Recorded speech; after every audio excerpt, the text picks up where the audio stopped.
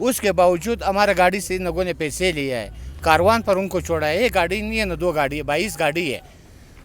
آپ لوگ دیکھ لو, اگر یہ اس تار پر ہے ٹھیک ہے, اگر تار کے اس طرح پاکستان کی طرف میں ایک ٹرانسپورٹ آیا ہے, دوسرا ہے, تیسرے پر کھڑے کیا ہے, پھر ان کا بندوں کے ساتھ بہت غلط سلوک انہوں نے کیا ہے.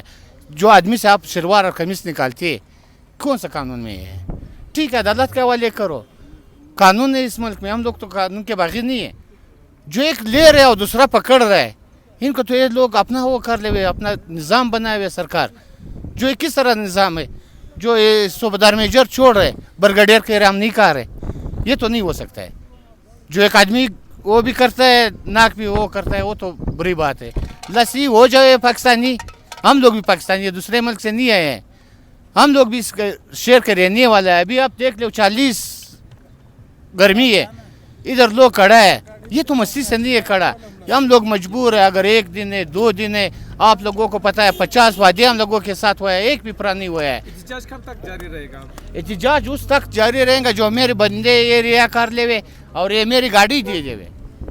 تو کوئی مذاکرات کے لیے کوئی آیا یا ابھی اسی وغیرہ